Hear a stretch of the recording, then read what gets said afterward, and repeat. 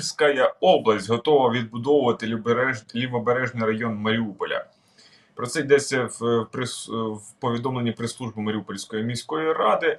Але чи готова Росія щось зробити з бідністю, руїнами та бараками в самій Тульській області? На фото нетрі в самому центрі Тули. Чи Тули? Здається, Тули. От ви бачите, як московити вилазять зі своєї сраки і таку ж сраку роблять навколо себе, де б вони не були.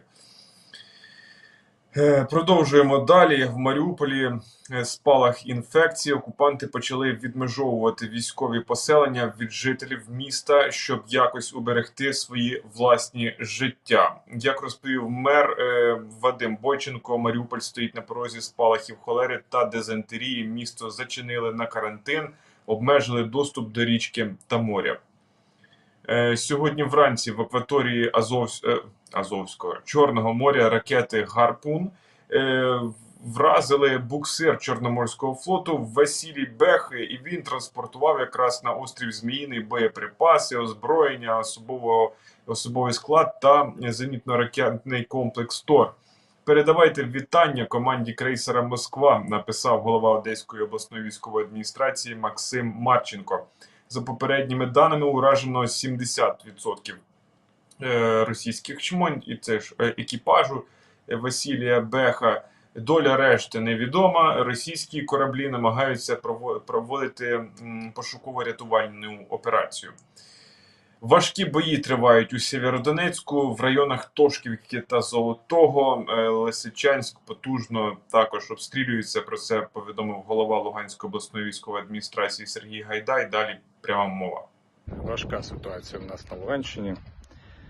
Продовжуються запеклі бої в Сєвєродонецьку, обстрілюється Лисичанськ.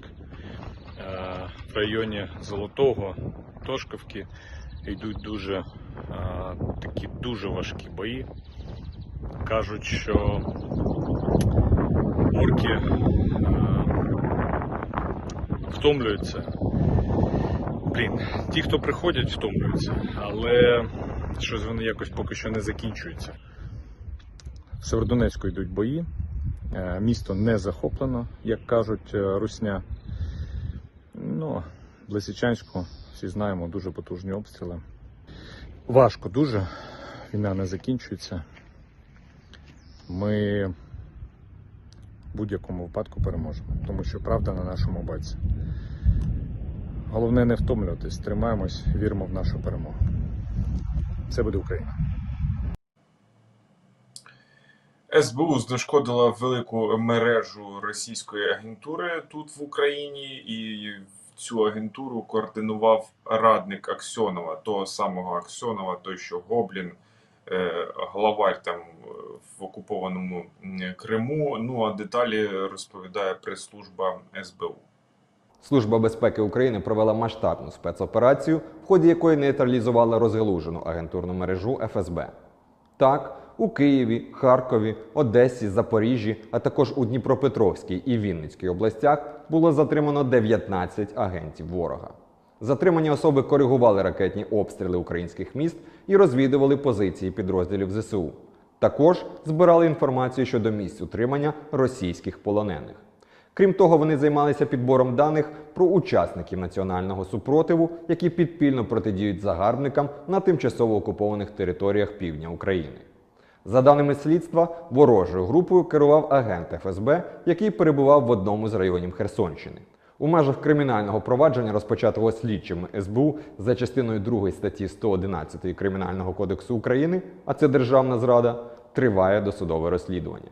Зловмисникам загрожує до 15 років позбавлення волі або довічне ув'язнення. 2 людини загинуло, 20 поранених. Це наслідки ракетного обстрілу по Миколаєву. Наслідки у вас на екранах. Пошкоджено також 21 багатоквартирний будинок, 3 приватні будинки, трансформаторну підстанцію, приміщення спортивного клубу та промисловий об'єкт. Є квартири, де від ударної хвилі знесло міжкімнатні стіни. Про це повідомив мер Миколаєва. Ну і рішення остаточне. Уже Шмигаль повідомив, що на засіданні уряду остаточно розривали зв'язки з Росією задля протидії безпрецедентним загрозам національній безпеці, суверенітету і територіальній цілісності нашої держави. Уряд на виконання доручення президента України щойно ухвалив рішення про припинення дії угоди з Російською Федерацією про безвізовий режим. Росіяни не зможуть потрапити в Україну без отримання віз. Рішення набуває чинності з 1 липня цього року. Амінь. Єврокомісія рекомендувала надати Україні статус кандидата на членство в ЄС. Остаточне рішення ухвалюватиметься на саміті з 23 до 24 червня. Єврокомісія рекомендувала також надати подібний статус Молдові. А от з Грузією поки що все зовсім не так. Такий статус і рекомендації не отримала Грузія. Євробачення 2023 його не буде в Україні. Організатори звернулися до Великобританії, щоб обговорити можливість проведення конкурсу там, оскільки представник цієї країни посів друге місце. Наразі в мене все. Більше новин читайте в телеграм-каналі umn.ua та фейсбук-сторінці UMN. Підписуйтесь і підписуйтесь на YouTube канал Ukrainian Media Network, ставте вподобайки під нашими трансляціями, обов'язково щойно ви її вмикаєте. З вами був Назар Задерій, дякую за увагу, слава Збройним силам України, смерть окупантам.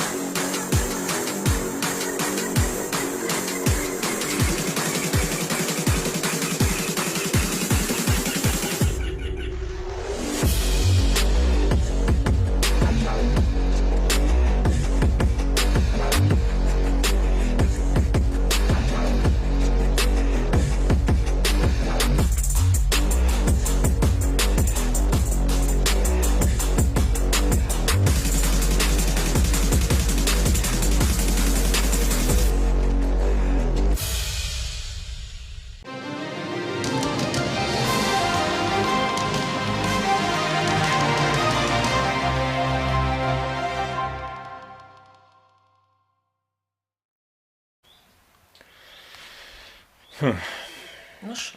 Що? Ну, тут. Ну що? У нас на початку було, коли почався цей великий марафон з великою війною, було так, у всіх слово паразит, чи що так, і так. Ну тому що ми не верстаємося, ми йдемо по подіях. Зараз подій не так багато, на щастя.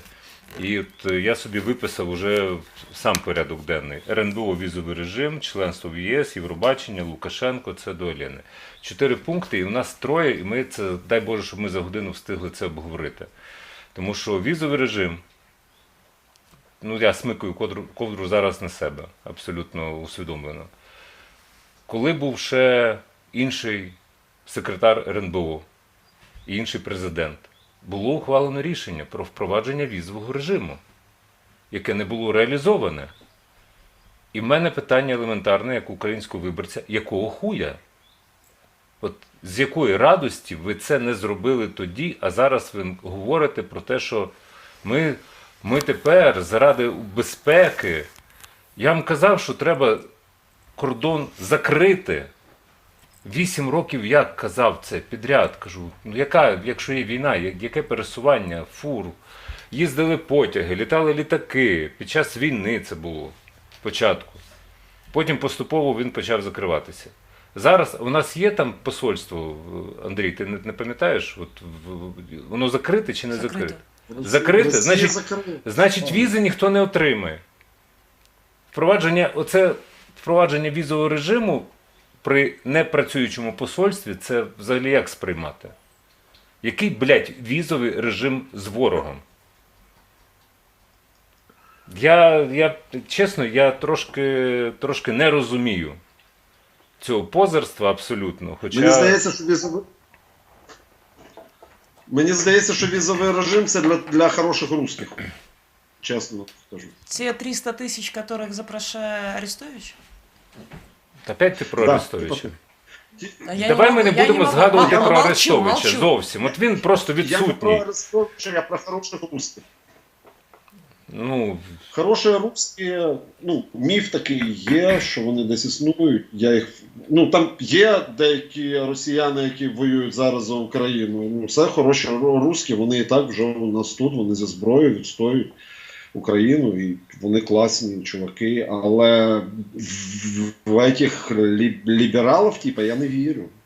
Це я готовий віддати Як на мене. дати звання хорошого руського. Бела, чого ти тут сидиш в мене? От скажи, будь ласка. Чухаєшся. Що це?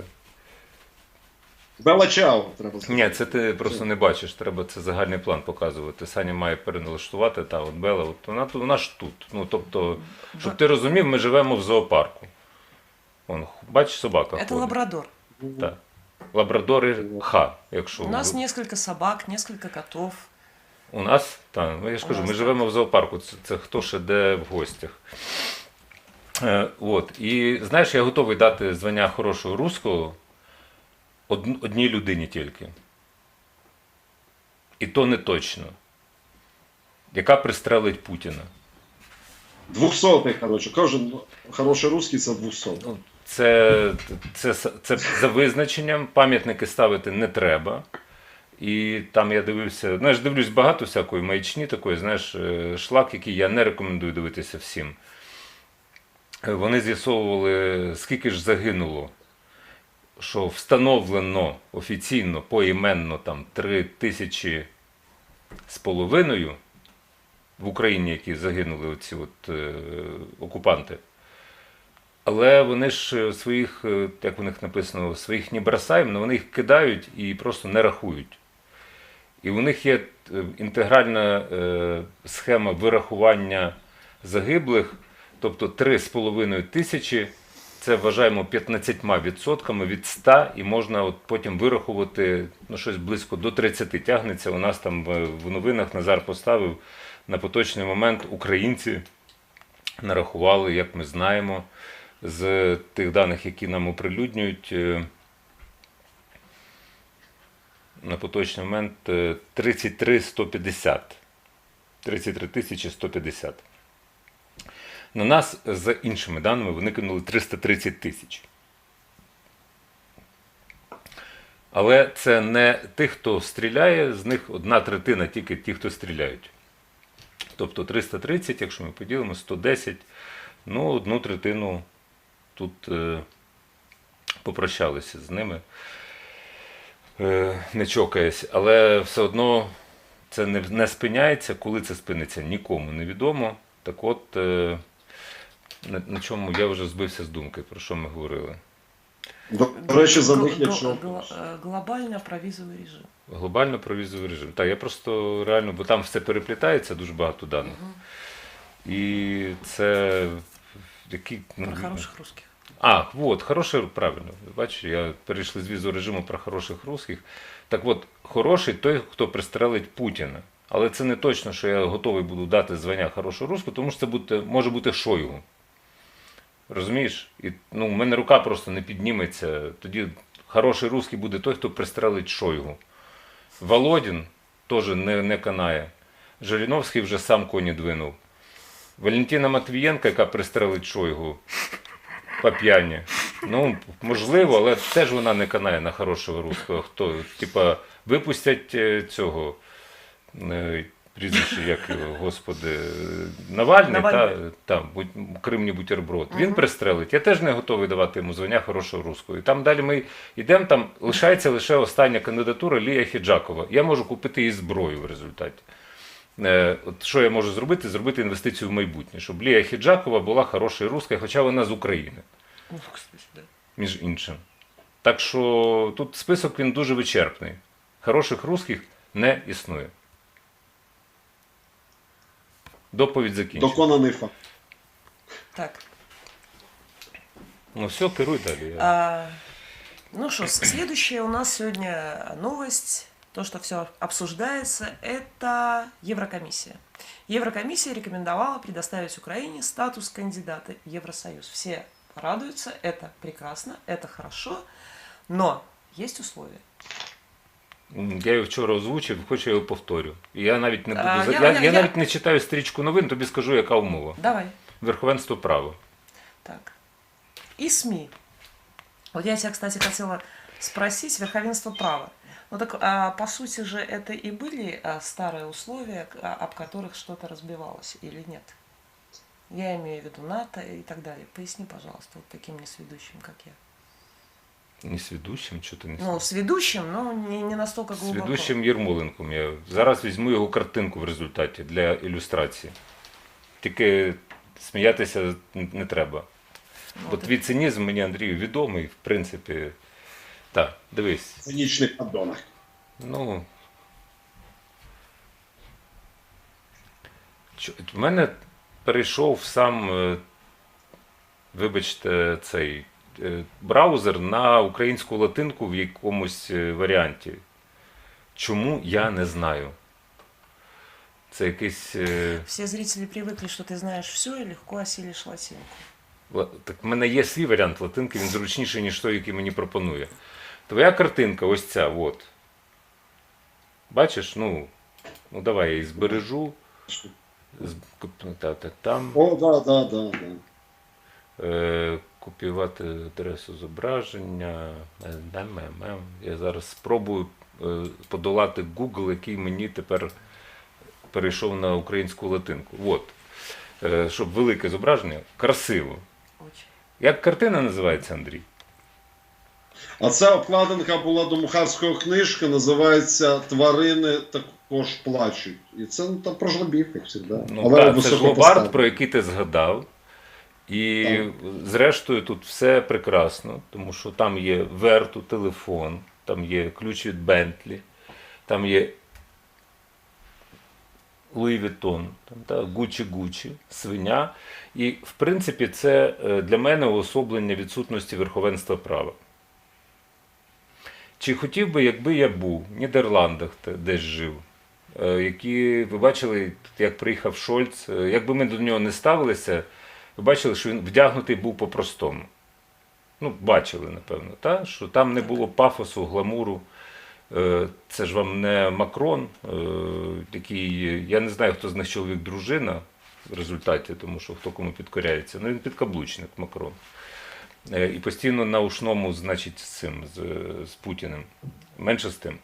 Приїхали, дякую, що приїхали, дякую за роботу Міністерства закордонних справ, але дивіться, що ми маємо. Тобто відсутність верховенства права – це постійне приходження до влади оцих тварин, от яка отут на екрані.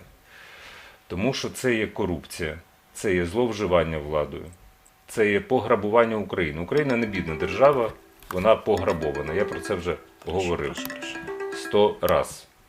Українці навіть за 8 років війни показали, що вони здатні відновлюватися безкінечно, як птах Фенікс, ну, фактично. Відбудовувати державу, дуже швидко там власний простір налаштовують.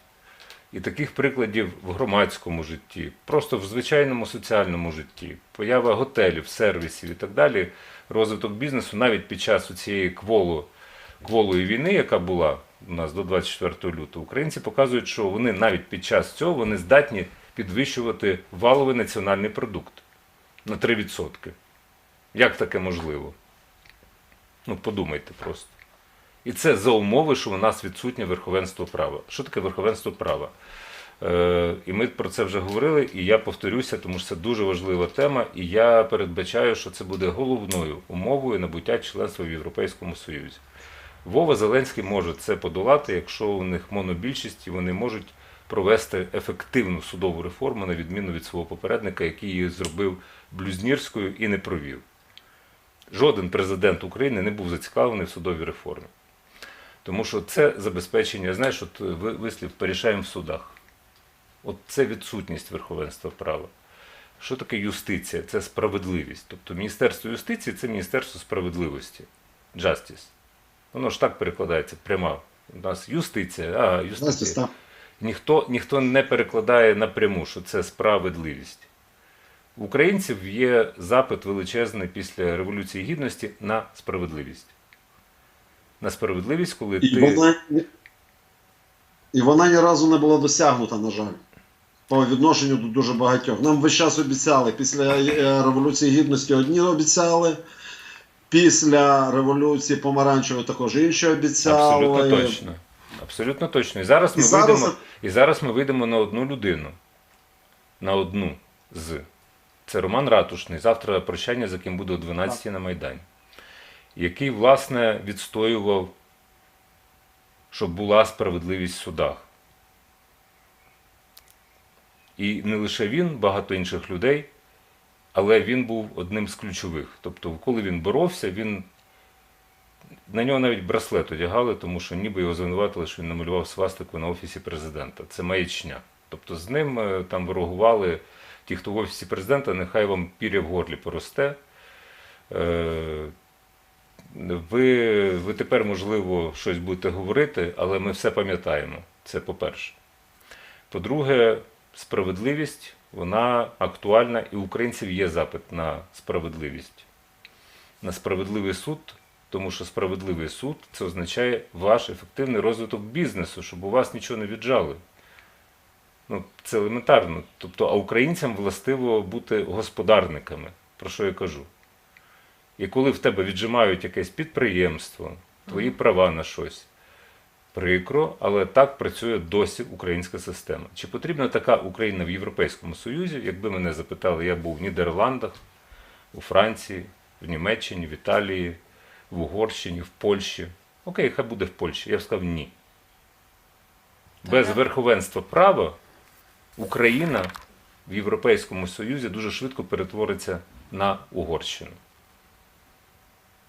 Просто дуже швидко. Ну, хорошо, по твоим ощущениям, по вашим ощущениям, эти изменения произойдут или кандидатство тогда будет вечно? Це від нас залежить. Від наших глядачів, Це від до Андрія речі, Єрмоленка, від мене, від тебе, яка зможе Треба не отримати. мовчати. Смогу. Ні, ми будемо бити цих людей, очевидно, в фізичному плані, якщо вони будуть перешкоджати нам ставати нормальними і просуватися вперед. Вони і так перешкоджали весь цей час. Всі 30 років це була незалежність не завдяки рішенню 24 серпня, а всупереч. Всупереч, тому що громадяни відстоювали постійно своє право на свободу. От на тлі цього гівна. Мне где-то... Да, Андрей. Мені здається просто, що це до справедливості, направду. У нас просто таке враження, що викривлення навіть поняття еліт. Люди, які мали бути елітою, нею взагалі не являються. Там одиниці серед них можна назвати елітою. А подивитися на професорів, на вчителів, на військових, вони не дуже їх можна назвати елітою, на жаль. Ми зараз для себе їх можемо називати.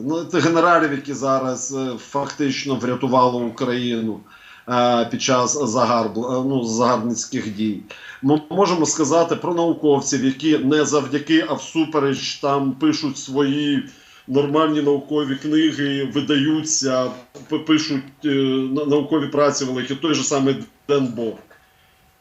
Не завдяки, а всупереч. Але еліта, тут та, яка є, я маю на увазі політичну еліту. У мене було декілька разів така штука, що все зміниться і прийде нова еліта. А потім я бачу, що вони якось мімікрують під обставини. А це також тому, що немає справедливості. Вони йдуть більш легким шляхом, і оця ось павутиння їх оплітає. Вони сідають на ті ж самі потоки, ті ж самі сіренькі кардинали приносять їм ті ж самі чемоданчики, і вони нормально себе чухають. І чухали б, якби не війна. Ні, під час війни, бачу, вони теж очухаються і знову повторюються. Вони вже очухуються. На жаль, це все знову відтворюється, але з іншого боку, я знаю багато молодих людей, тому що, якщо ти згадуєш про Денбо, вибач, ми ж всі не вічні. У всіх є фізичний Абсолютно. ресурс. І Данилу Борисовичу тут незабаром буде вже, якщо я не помиляюся, 65. Завтра сподіваюся з ним зустрітися. І це фізичний ресурс, і я теж не вичерпний. Ну, тобто, от мені за рік буде 50, я оптиміст знову таки, і окей. Але тут сподівання на молодих, які приходять, у них є така якась нерішучість. Я не знаю, може ми не передали цю рішучість. Тільки Рома Ратушний був такий відчайдух. І то потім балотувався від удару Кличка в Київську міську раду. І тут я засуджувати нікого не буду і критикувати. Я якраз агітував тоді за Катерину Кириченко і Романа Ратушного, які балотувалися на одному окрузі від удару. Тому що цих людей я знаю, я їм довіряю. Але таких от молодих, нарваних, які готові опрацювати рішення, я не дуже сильно спостерігаю. Зараз під час війни такі речі говорити трошки страшно, тому що на кого ж покладатися. Але вони приходять і щось питають, я кажу, ви маєте намалювати собі майбутнє, стратегію. Тобто ви маєте написати нову конституцію. Я вам можу лише допомогти. Але бажаючих сідати і працювати я не спостерігаю, на жаль. Я з жахом говорив це перед тим, як почалася Велика війна, що на зміну оцим старим всім свиням, які ти дуже влучно намалював, заміни ефективної, дієвої, рішучої немає. Якщо ви можете об'єднатися у якусь організацію, але не сратися, будь ласка, там не одразу з'ясовувати взаємини. Тому що ти пам'ятаєш, що у нас була історія реанімаційний пакет реформ. Знаєш таке, так? Було. Ну, знаєш же. Бо Олена не знає. Так. Так от, це називається просрані можливості. Бо ніби зібралися дорослі, розумні люди з освітою, з західною освітою. І просто злилися колективно в екстазі з старим розсолом. Ну, тобто ці свіжі огірочки стали дуже швидко старим розсолом, бо вони отримали депутатські мандати і так далі. Ми маємо ще одну страшну історію, погану. Це просто треба враховувати і бути чесними завжди, незважаючи війна або не війна. Ну, партія «Голос», наприклад. От, наприклад. Пройобане відродження. Ну, не те, що, а воно взагалі, це жах. Тобто Славік Вакарчук, який один раз пішов в депутати, і було зрозуміло, що він тоді вже проїбався. Вдруге, зорганізував довкола себе, зібрав вже розумних людей. Просто інтелект. Той самий Сергій Рахманін, який зараз дає дуже класні інтерв'ю, от він такий, знаєш, хороший аналітик і на своєму місці, але не в Раді. Тому що в Раді треба проломлювати стіну. І такий приклад був, коли у нас, як ти, напевно, пам'ятаєш, була група 239, комуністи. Да. Хто їх проломив? Їх проломила Народна Рада, яка була в меншості, проломила. І якщо ви навіть в меншості, вам треба, вибачте, влаштовувати в Раді розгардіяж. І тут можна згадати навіть Парубія, якого там переслідували за димову шашку. Так, такі принципи, ну, так працює. А ви «Голос», ви там Соломія Бобровська, яка дуже так налаштована, знаєш, така от вся войовнича. А Сергій Рахманін каже, та ні, треба написати заяву, а не блокувати трибуну. І що, який сенс від вашої заяви? Ну, тобто, ви, якщо встановлюєте свої правила, то йдіть до кінця, беріть на себе відповідальність. Я тут згадую зараз покійного Кривенка і нашу бесіду поміж Шевченком Андрієм, Глібовицьким Євгеном і мною на громадському радіо. Саша Кривенко, тоді, коли Андрій, він, здається, очолив профспілку, яку ми створювали, та журналістську, Саша Кривенко сказав: Андрію, ти розумієш, що на тобі величезна відповідальність, і ти маєш вести людей вперед і брати на себе цю відповідальність. Тому що Кривенко, він проломлював стіни, ну, де-факто, громадським радіо, якимись викрутасами, газета «Постпоступ», яку видавали у Львові. І тут іншого виходу ніякого немає. Якщо з'явиться нова генерація, ви маєте йти проломлювати стіни. Ви і маєте не йти на компроміси з оцим поросям. Власне. Ви не маєте йти на компроміси. Був епізод прикрий з Єгором Соболєвим, тут провалилася люстрація. Чому? Тому що я питаю: Єгор, на що ви голосуєте синхронно, там, йдете на компроміси? Кажу, ну, тому що нам сказали, що тоді нас підтримують в іншому голосуванні. Кажу, так вас уже наїбали, ну, ніхто не буде вас підтримувати. Ви, тобто, погодилися і ви здали позиції. Люстрацію треба було провести, але її завалили. Хто завалив? Давайте зараз подумаємо. Я не буду говорити прізвища, вони всім відомі. Просто подивіться на хронологію подій. На компроміси йти не можна. А це ще було уже під час війни. Ніяких компромісів зі старою системою, владою і старими людьми, і старими політиками.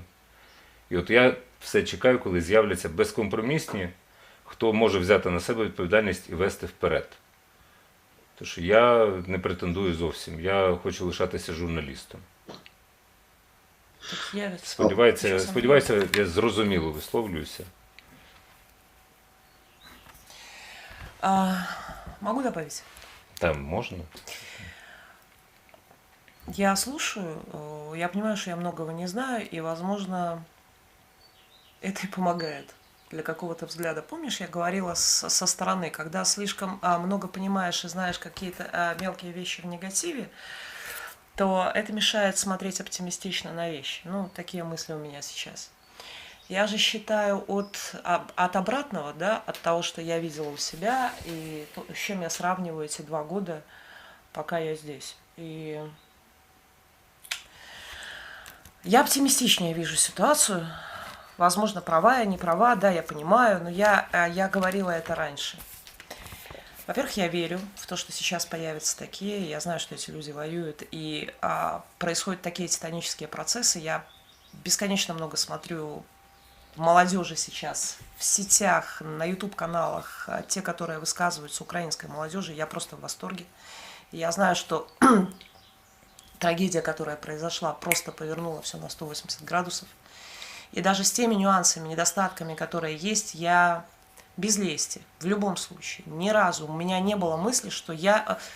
Знаешь, проблемы, которые существуют в обществе, вы их чувствуете, потому что вы в них крутитесь. Но относительно той системы, из которой приехала я понимаю, насколько этот процесс быстро происходит в плане изменений. Я вот о чем.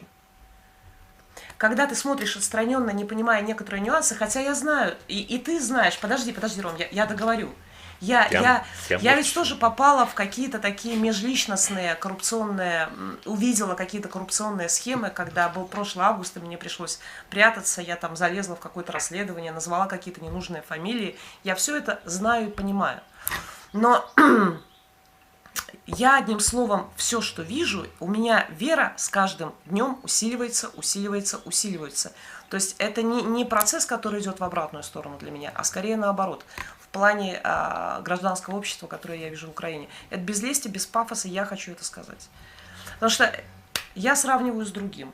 Я как бы нахожусь на ситуации, не видя какие-то нюансы. От що, собственно, це я просто хотіла називається сказати. еволюційний процес, коли, знаєш, Да. коли ми приїжджали в Польщу і вислуховували поляків, які невдоволені, скажімо, економічною експансією німців. Вот. Ми такі, Вот. чого ви пручаєтеся? Ну, тобто це гроші, вони нормальні. Поляки ні, це експансія. Або вони там внутрішні якісь політичні процеси, та сама люстрація. І поляки були невдоволені. Вони невдоволені були там свого часу економічними реформами. А ми завжди дивувалися. Приїжджаєш, так чого ви навпаки, ви щасливі люди, ви йдете вперед, далеко. Ну, от ви десь там. Це у нас тут проблеми, у нас тут Кучма, Хуючма, не знаю, там Компартія і так далі. І це природній процес, я розумію все прекрасно, але треба встигати робити більше, тому що життя воно не вічне. І я хочу жити в хорошій, красивій, заможній Україні, і це можливо. Розумієш? Ну, але Я-то, конечно, розумію. Ну, і благодаря тому, що ти робиш. Єрмоленко. Мені здається, що тут ще одна проблема. Розумієте? з 91-го року нас лякали радикальними змінами. А вони були потрібні вже тоді країні. Так. А їх не було. А їх взагалі не було. 30 років не було нормальних радикальних змін. І оці ось Рома Ратушний, хто б як до кого не відносився, Рома Ратушного я дуже поважаю і дуже люблю. Це, ну, це настільки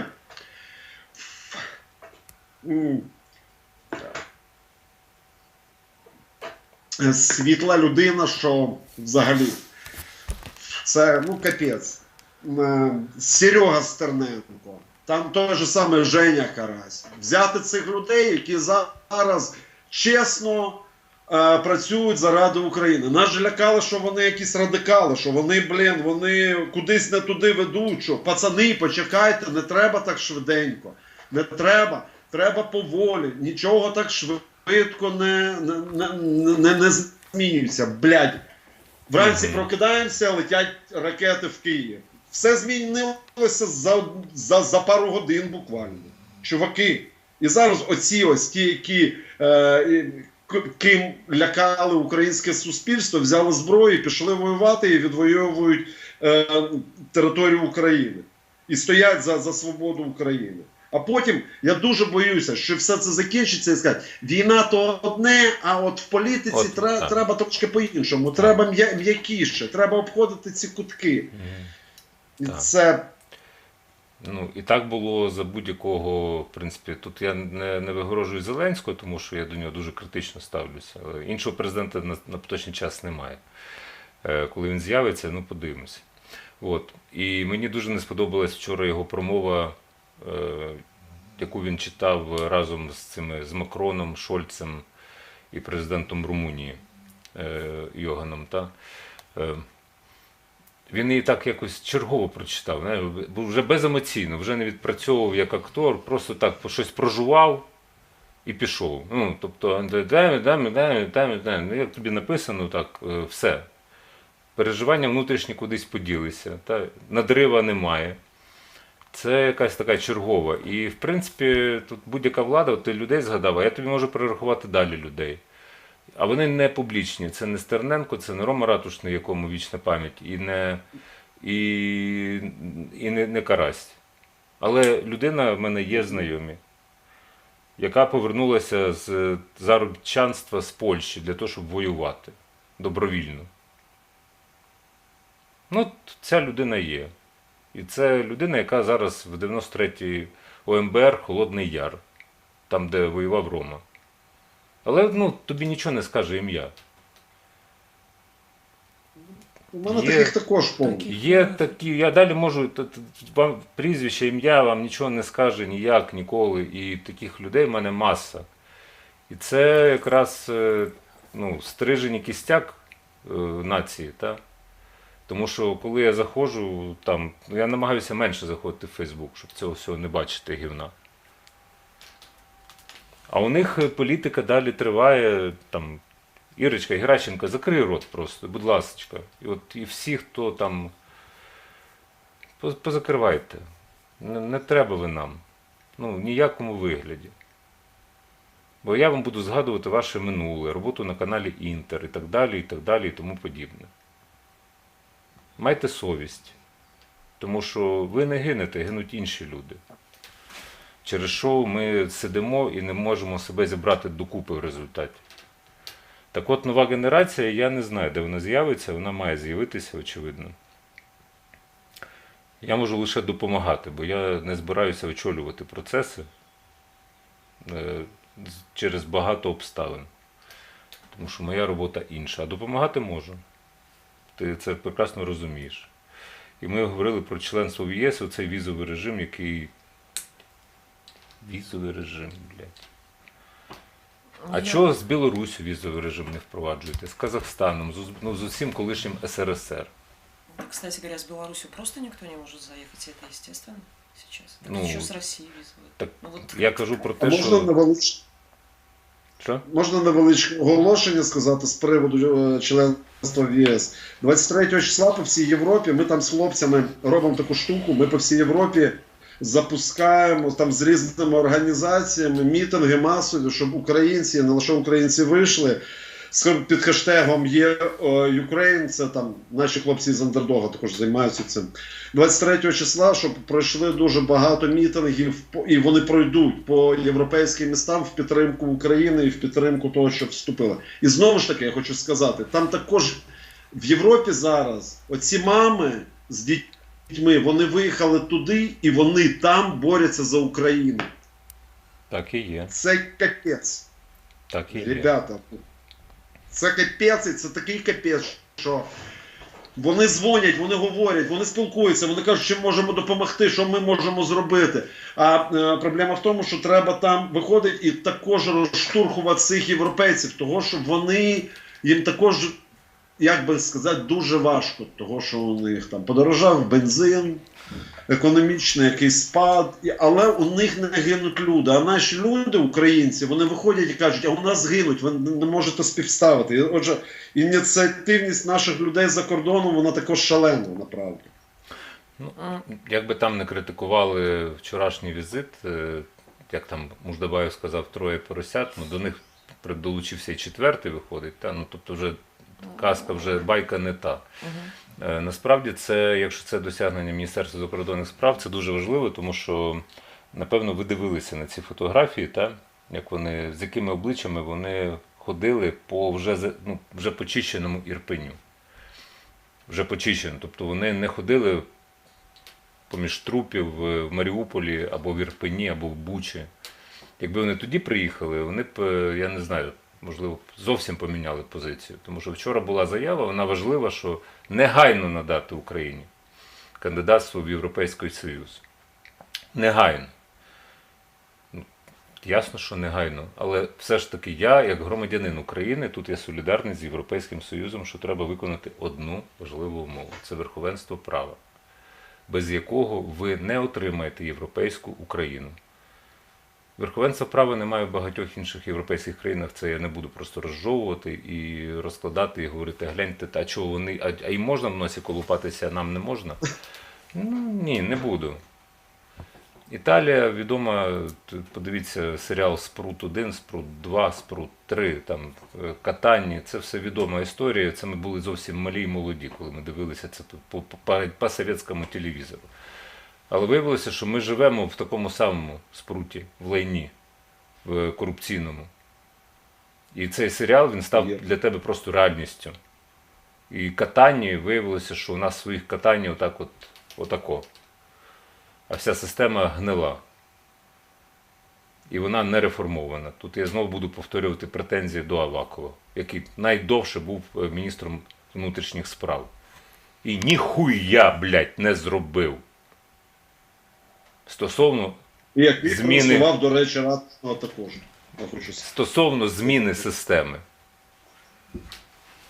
А просто її використовує і використовував для власного позиціонування, збагачення. В нього віла в Італії, вам що?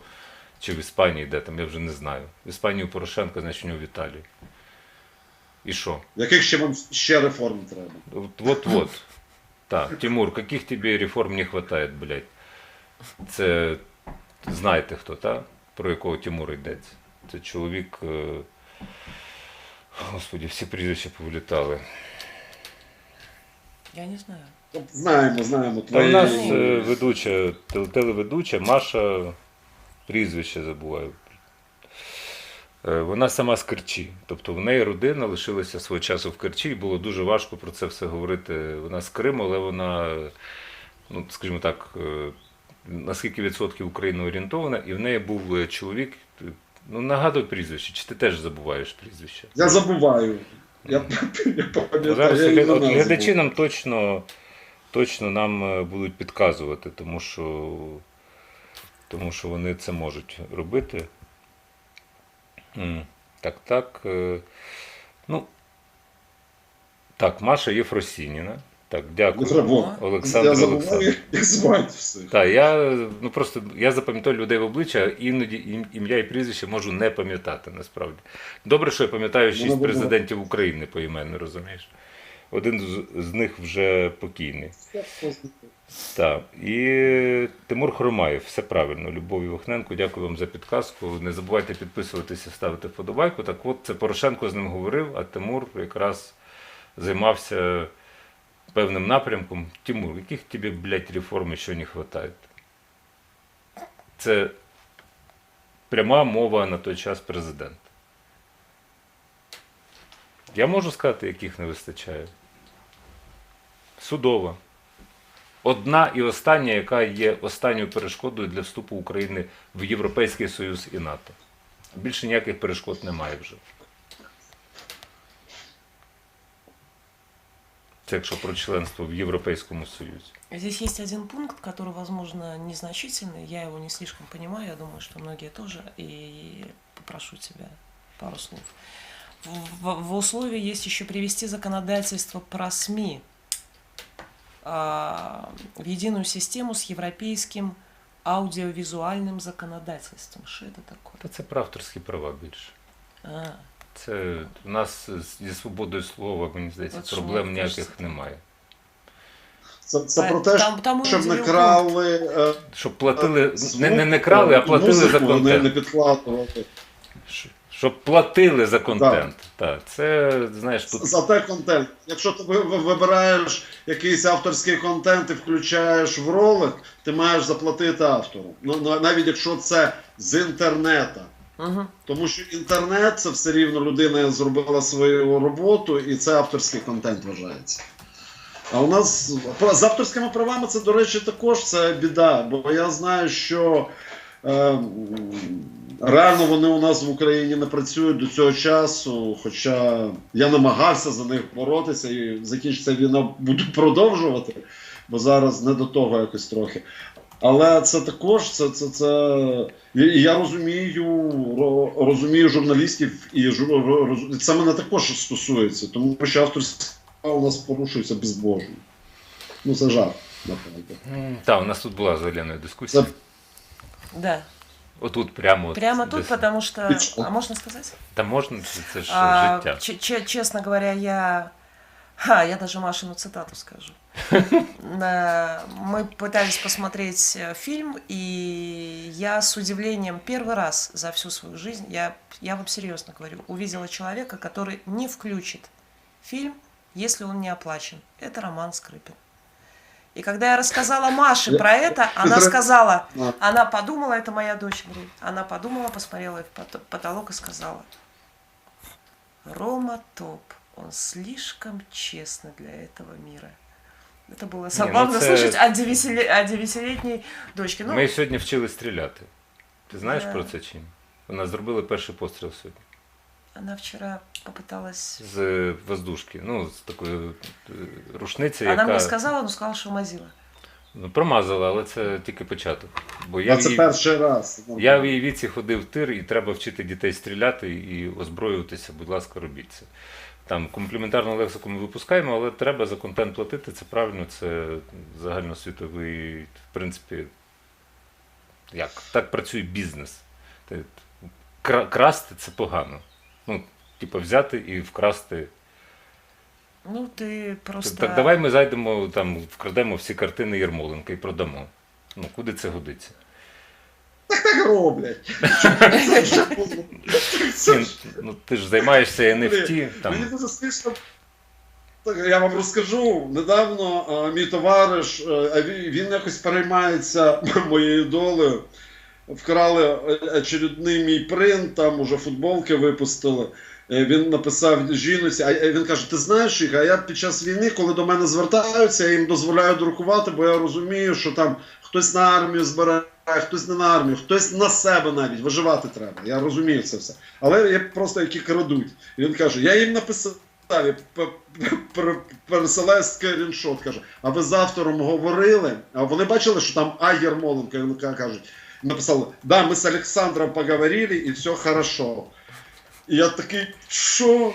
І він каже: я у неї написав, ви певні, що це Олександр? Він каже: да, це Олександр, він нам дозволив. Ой. Ну, про що просто крадуть. Це дискретність, вона з'являється це через інтернет. Там є ще одна подія, тому що ми так зараз філософствувати можемо дуже довго. Перешкод, в принципі, це не є перешкода. Це стосовно авторських прав, це один єдиний закон, який можна ухвалити і його просто виконувати, але знов-таки для цього потрібні справедливі суди, тому що будь-який суд може нарішати. Чимало у нас судів-вовків, знаєш. І кажуть, що судова система – це прекрасно, наші глядачі пишуть в чаті, але ж підкупними лишаються судді. Серйозно? Так, людський фактор ніхто не викорінював, але є закон, який треба виконувати, і на кожного суддю є фактичне покарання. Це у вигляді закону і іншого судового рішення. А оця система, коли круку око не виклює, вона має бути ліквідована. А між іншим, де суддя Чаус? Так. Елена, давай может оце мы, відео... да, посмотрим для того, чтобы понять, как все у нас Ты здесь хорошо, несмотря на то, что есть нюансы. Да, я про Луку. Ну, це відео Подивимося. Лукашенка, який, Да. а я покажу, откуда планировалось нападение. Чтобы вспомнить, как оно бывает. Чик-чирик. Где-то. Чирик, ми Чик-чирик. сміємося, але він же ж до початку Великої війни, після зустрічі з Путіним, пам'ятаєш, він же ж говорив, що ви побачите, як зміниться світ. Ну, тобто, це можна сприймати несерйозно, але це схоже на те, я боюся помилитися і хотів би, можливо, помилитися. Це людина, яка знає, що в голові у Путіна. І от зараз просто пряма мова, і це у віконечку треба робити, тому що ми гівно показуємо в віконечку. Лукашенко рассказал про права человека, будем смотреть, или про прогноз по Украине? Ні, прогноз по Україні. Ні, Прогноз ні, по ні. Україні. Так, Прогноз по Украине у нас не сделали. так. Як не зробив? А вот так. А ти не... Саша, я скинула. У нас есть на примере Ну, зараз він Байдена. з'явиться. Він з'явиться, це не так довго, як здається, так що можна потерпіти. Якщо я просто не заходив в цей чат, щось я захопився своїми промовами якимись, знаєш.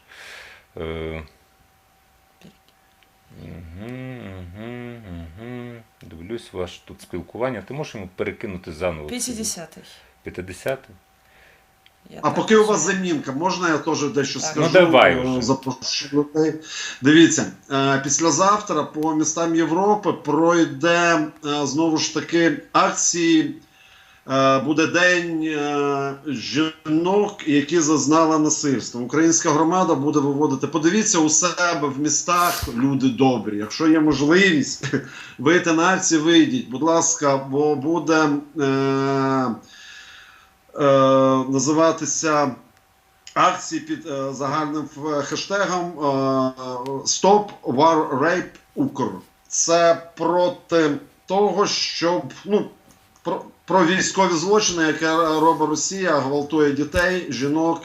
І слідуюча вимога цих акцій, фактично одна з вимог, це знову ж таки, щоб дали Україні зброю. Тому що просто зупинити зґвалтування, це нічого не дасть. Ну, фактично, ніхто не зупинить. Треба тільки дати зброю, щоб ми змогли за допомогою зброї зупинити агресора, який це робить. Что касается прогноза, никто не знает, подчеркиваю, никто не знает, чем там закончится. Даже, я рискну сказать, никто не знает, как будет ситуация развиваться. Да, вы можете у меня спросить, ну как, ты же с Путиным там общаешься каждый день, в ближайшее время встретимся, поговорим по экономике, безопасности. Все только начинается. То, что происходит в Украине, это начало. Это один из элементов крупных передела мира. Поэтому как будут развиваться события, тяжелый случай. Тяжелый случай. Будут ломать, крошить. И знаете, трещать будут прежде всего небольшие и средние государства, такие как мы, Чехия, Австрия, Швейцария. Они никуда не денутся. Их тоже будут крошить. Мир будет другой. Россия сегодня привержена, это я точно знаю, переговорному процессу. Почему украинцы отказались разговаривать с россиянами? У нас начался этот диалог. Я был в него вовлечен. За шиворот их сюда, можно сказать, притащил. Они ушли. Почему? Американцы сказали, нет, переговорам не бывать. И там управляют англичане, американцы, через поляков во много. те везде хотят подсуетиться и быть, ну, возле ноги хозяина и чего-то от этого получить. Это тоже опасный элемент. Они уже мечтают о Западной Украине. Тут нам придется реагировать, потому что мы не можем допустить, чтобы нас вообще поляки окружили.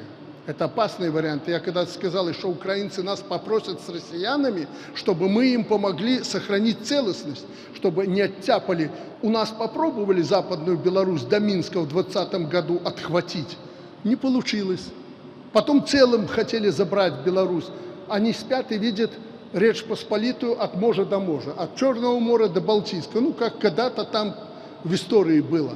Но так тогда в центре этого государства объединенного была Беларусь, как ни случайно. Помните, Великое княжество Литовское же наша страна. Поэтому сегодня и на этом все замешано. Бешеные пришли к власти в Польше, и они уже мнят себя вот великим государством. Почему они себя так развязанно ведут? Американцы со спиной стоят, финансируют, деньги дают, вооружение, сюда перебрасывают вооруженные силы, мы это видим, поэтому мне приходится и на Западе держать вооруженные силы на чеку, и на юге. 10 подразделений выстроил вдоль границы за спиной пограничников, чтобы не влезли в Беларусь. Я вижу, что Андрей офигевает, а у меня есть что сказать. Но могу второй сказать. Я-то уже к этому человеку привыкла. Я-то уже знаю, когда он что ляпает, как мне кажется. Андрей. Мені здається, що, він реально вже все, у нього в голові. Він загрався в великого диктатора, мені здається. А плюс до всього, він же ж, він ніхто, він шавка Путіна на самом деле. І він це абсолютно усвідомлює. І мені здається, що вот эти вот всякі історії, це лише виправдовування перед білорусами своєї несправності, я не знаю. Білоруси ж розуміють, напевно, що відбувається. Мені так здається. Ну, і мені здається, що білоруси вже йому не вірять. Да, конечно, не верят, но всякие есть на самом деле, но вот что я заметила в этой речи. Он на самом деле всем кажется генератором случайных слов, Лука, но это не так. Это не так, он политическое животное, он знает, куда дует ветер, и по его словам, что вижу я. Да, понятно, что он будет тут же лизать, Россия, ля-ля-ля 3 рубля, которую он боится на самом деле, Андрей, сильнее всего. Сместить его может сейчас Путин. Он это знает, он боится, собственно, потерять власть. Он, обратите внимание, во всей риторике не наезжает на Украину. Он прекрасно понимает, что Украина победит. Он понимает это давно. И вся вот эта вот чухня, которую он несет вечно, там поляки, литовцы, типа они ответственны, но он перестал наезжать, он сцит. Он перестал наезжать на Украину. У нас был как-то диалог здесь с Павлом Климкиным, который сказал, я еще не удивлюсь, если он закричит «Слава Украине», когда будет спасать собственную задницу. Вот у меня сейчас такое ощущение, что он боится потерять какой-то, вернее, хочет наладить какой-то мостик, то есть, ну, не то чтобы хочет наладить, но он понимает, что ему хана. И он боится Украины сейчас очень сильно. Оттого все наезды... Да нахуй он нам впал туда. Подожди, это понятно. А я вам покажу, откуда планировалось наступление. Это понятно, то что он там нахера нам не він мені нужен. впав? Тут, типу, оцей Лукашенко, і, в принципі, атака на ну подумай. Нет, так это-то понятно. И украинцы, ну, типа, нам что, нема что робить? Мы-то это понимаем. Но он-то старается удержаться. И вся его риторика говорит о том, что он глубоко понимает, что России хана. И в своих разговорах про переделы он понимает, что да, переделы будут, но переделы будут на уничтожение империи, его власти и всего, что построено там. Поэтому он же в одном предложении, в 2-3, можно сказать, диаметрально противоположные вещи. Ні, там якраз... Частенько. Там Ось все, зараз так. Зараз все логічно. Зараз все логично. Дивись, я тут... Ну, вот я так это увидела. Я ж уже Він... немножко... Я вам скажу. А я вам скажу, так. Він в постійному спілкуванні. А я вам скажу, заготовилось до подібне. Ну, це так, перетворилося на мем, але, в принципі, це все не смішно, тому що я ж кажу, що він спілкується з Путіним найбільше, напевно, серед інших. З безпекових питань, ну, щоб себе убезпечити від просто зняття з цієї посади, ну, бо це аншлюс, і далі він губернатором виступає, нехай. Путін з ним ділиться, очевидно, своїми планами, оцими наполеонівськими, не знаю, що Білорусь, типу, Швейцарію покрашать. Блядь, ти крашитель їбаний, блядь, чим ти будеш крашити? От ти, Лукашенко, або Росія, чим ви будете крашити, якщо ви... Бела, не хропи. От. Да, это не мы. Але це значить, там таке є світобачення, що ми будемо крашити всіх, весь мір в м'ясорубку засунемо. Це просто це бачення Кремля, яке він ретранслює. Путін з ним ділиться якимись планами. Розумієте, і це величезна небезпека, він просто це зливає з якоїсь там дива. Ну, треба брати до уваги. Але те, що він там поляки його окружать, це з одного боку смішно, а з іншого вся історія Російської імперії, починаючи з Петра, згадайте знову твір Полтава, що Пушкін написав, де він в принципі говорив про те, що головна боротьба це з Великим князівством Литовським. Тому що це ціннісно різні речі. Як би ви це не крутили. І це продовжується. В принципі, продовжується. Вони дуже сильно бояться відновлення від можа до можа, як сказав Лукашенко, міжмор'я. А це вже на часі і воно повстає. Якби ви там хотіли цього, не хотіли. Тому що Україна і Польща, вони вже настільки зблизилися, що це неминуче. Хочу нагадати, що Україна має Чорноморське узбережжя, а Польща – Балтійське.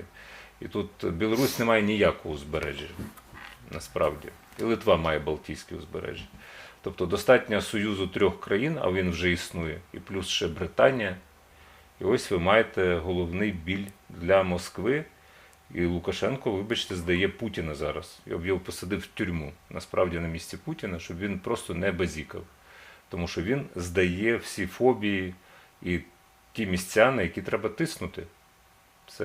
Це прекрасно. Дякую вам, Олександр Григорович, що ви такий долбойоб.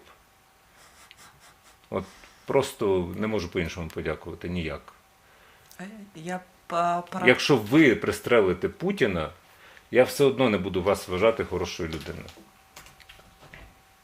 Это так. Або Путін вас пристрелить, теж не канає. Кстати говоря, приехали же его шавки в этот самый, к Пушилину подарочки дарить. Хто? У нас даже фотографии есть лукашенковские. В смислі? Ну, якийсь таку здибав, це ж. Ти знаєш, все Сейчас це... мы уже, наверное, не будем показывать. Приехали Так что, можем показать? Озаренок Ага. и все вот эти вот приехали. Вот они, пропагандисты приехали. Оккупированный Мариуполь. Гладкая, которая сейчас вещает из зала суда, где судят в узкой клетке Николая Евтуховича. Ксения Лебедева, Озаренок, вам эти фамилии, наверное, всем известны. Подарили маечку, худи с цитатой Лукашенко, не знаю какой. Наверное, про нападение с 4 сторон. Не знаю. Неважно. Вот это белорусский позор. А с другой стороны, есть Калиновские, я подчеркну, и тут же инициатива, ты сегодня говорил, КХП БНФ, инициатива в Америке, активно записываются белорусы в эмиграции, в полк Калиновского, и сейчас делают себе, в общем, получают соответствующие документы для того, чтобы пополнить эмигранты. То такой позор, я поэтому... Це природньо, тому що це все шваль, в принципі, розумієш? Тобто на окупований Маріуполь приїхати до окупованого Маріуполя, який перетворився на цвинтар величезний, не бачу в цьому ніякого щастя, насправді. Там я не буду показувати фотографії, в мене є в колекції, я ж відкладаю щось собі там збережене, коли над під'їздом, просто показувати це не хочеться, коли над під'їздом є рука, яка висить, бо вона застрягла, відірвана людська рука, яку ніхто не знімає в Маріуполі. Якщо вони на це приїхали подивитися, я їх вітаю. Шкода, что это не ихняя рука. Ты, слава богу, туда не лезешь, а я для того, чтобы проследить все новости, я же подписана, читаю всю эту мутню. Поэтому там страшное дело. Ти Ну, в общем, помиляєшся. Я якраз перемолюю стільки інформації, яку не рекомендую іншим просто споживати. Не, я знаю, что ты про Беларусь знаешь больше, чем любой вообще украинский журналист. Это вообще тут без вопросов. И понимаешь, но я просто думаю, что ты уже не лезешь глубоко в лукашенковские каналы. Ведь Не. там типа Пулперова, Вже ні. Озаренки Вже там и ні. так далее. Вже ні. А- Я хотів пару слів сказати з приводу цього тварі, які приїхали в Маріуполь. Чесно.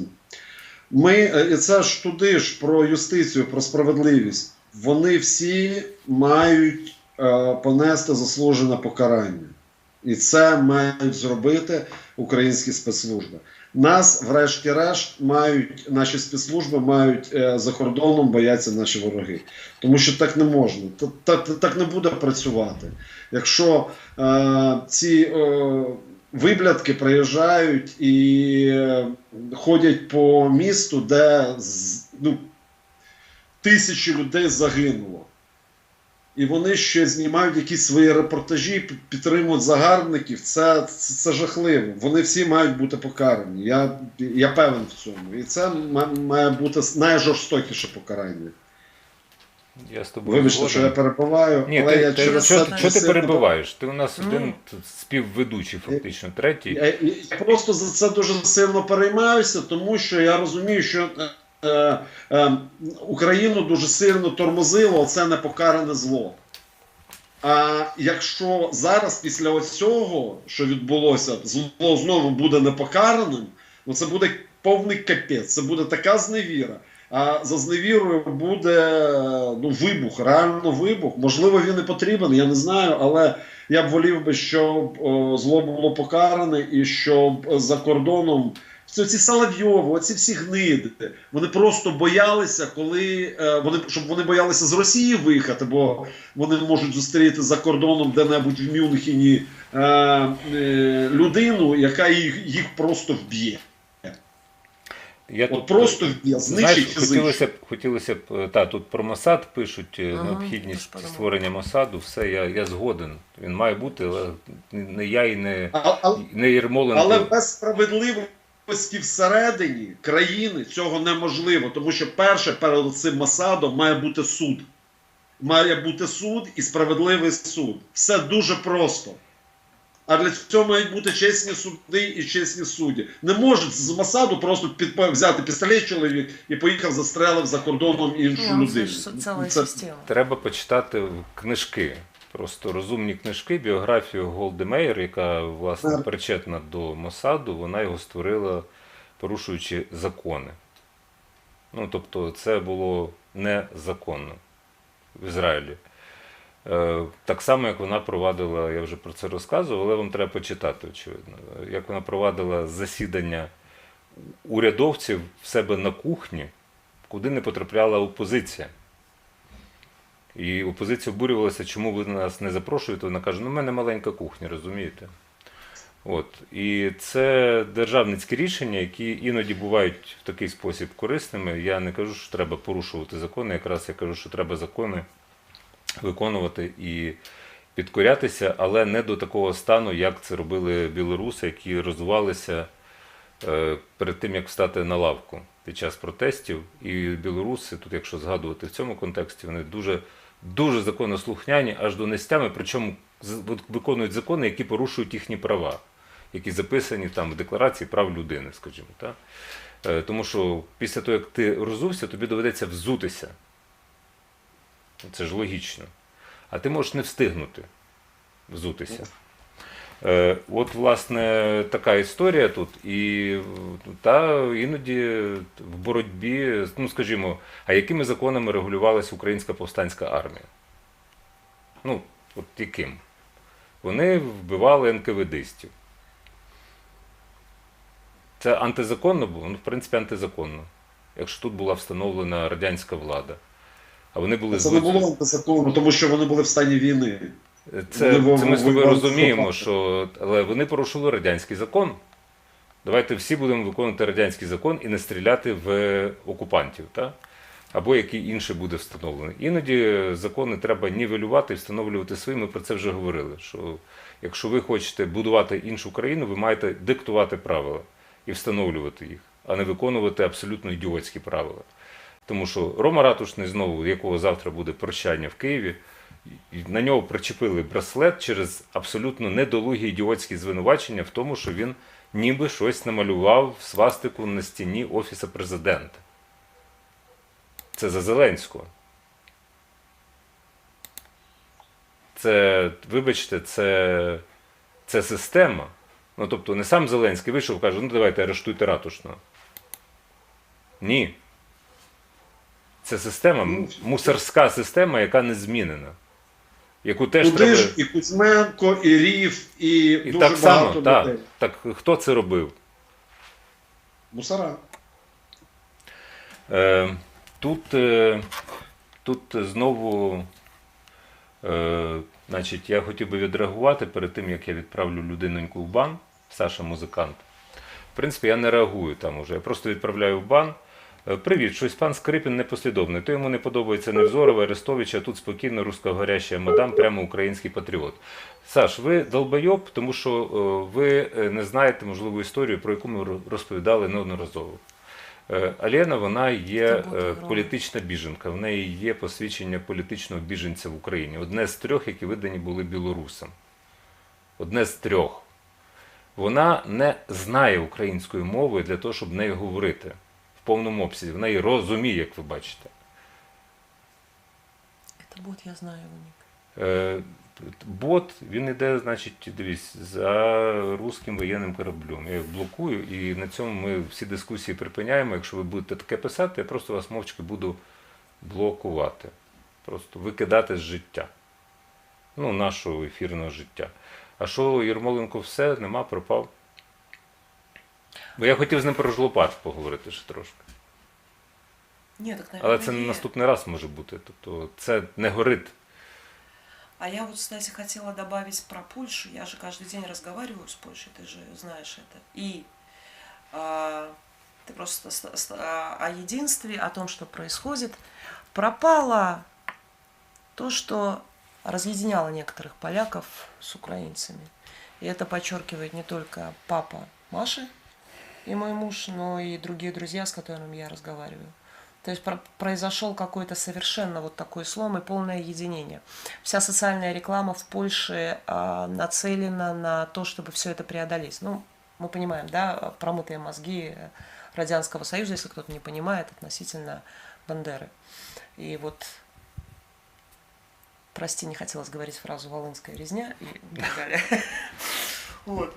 Так вот, значит, по всей Польше массовая поддержка на автобусах, везде. Я с Украиной, то есть убираются возражения. Я с Украиной, але, многоточие, никаких але, точка. И все люди, он говорит, я общаюсь с людьми, даже которые старые, которые вчера еще имели какие-то претензии, в своем представлении и прочее, все это действительно остается в прошлом. То есть не пафос, но вот реально происходит этот процесс единения поляков с украинцами. Мне кажется, это прям совсем исторически классный процесс. Ну, це ж не мені належать слова, що фактично кордон зник поміж Україною і Польщею. Це ж Анджей Дуда сказав. І, в принципі, ось вам зразок, зупинка в Варшаві.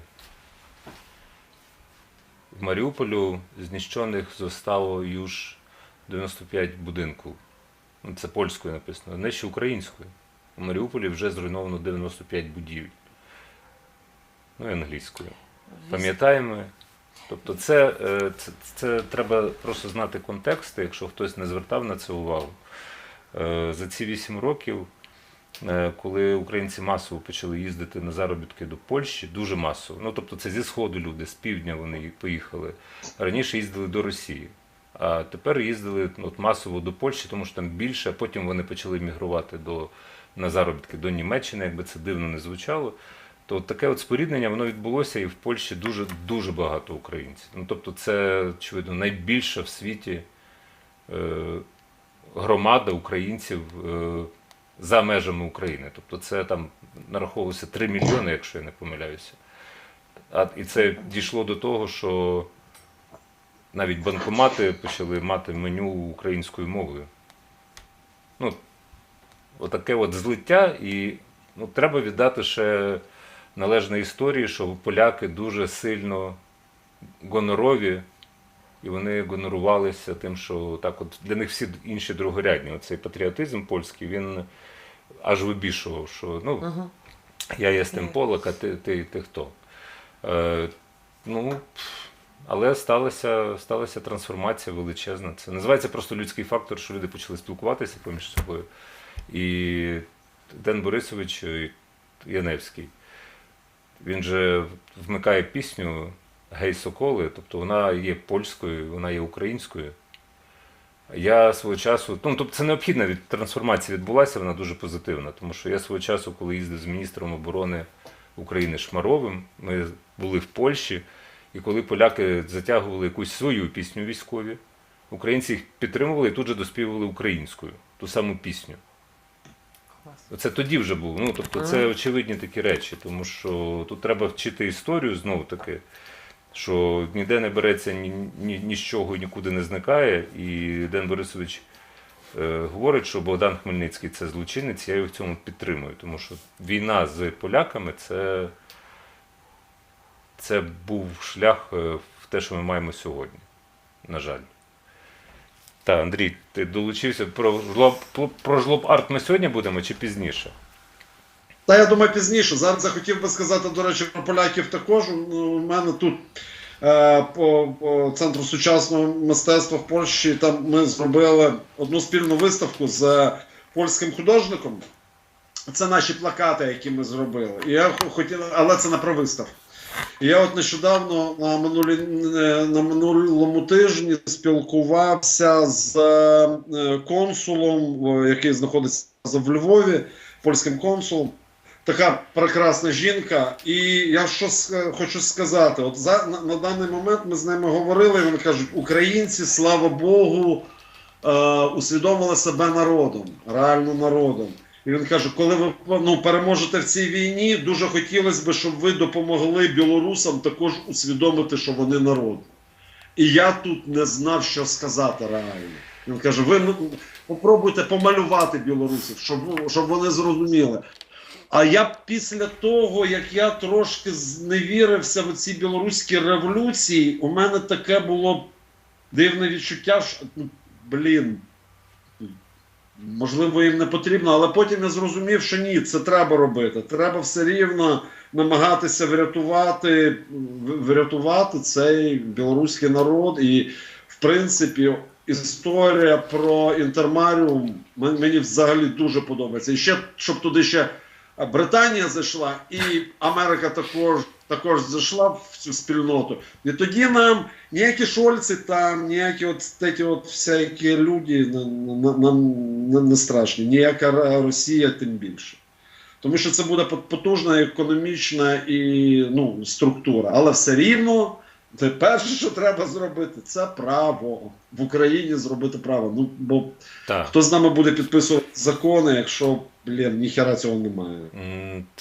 Це ключовий момент, і я сподіваюся, що нас там дивляться якісь розумні люди, які при владі, які зараз можуть перетнути цю межу і попрощатися зі старим минулим, абсолютно застарілим, з цим мотлухом, тому що це буде останній акорд у прощанні з Радянським Союзом.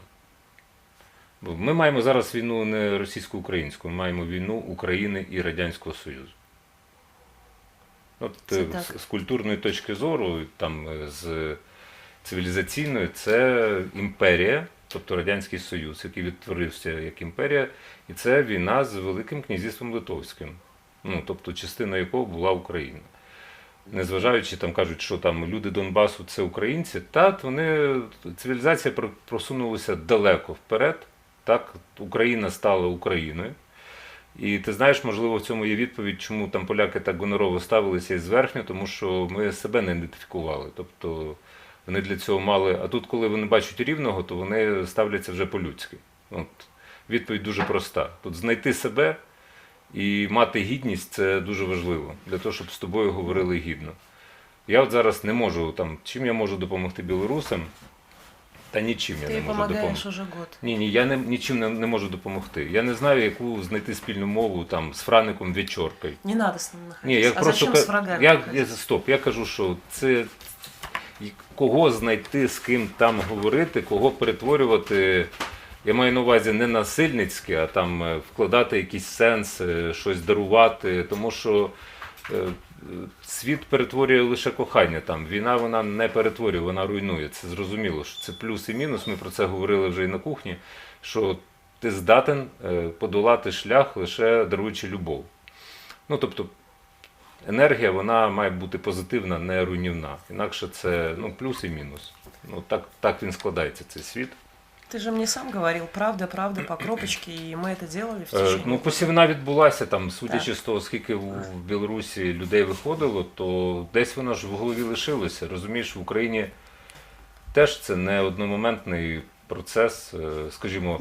Я хотів тільки сказати, якщо ми згадаємо ті історичні книги, які ми читали з тобою в 91-му році, умовно кажучи, або там в 89-му році, і ті книги історичні, які ми читаємо зараз, і ту історію, яку знаємо, це зовсім дві різні історії.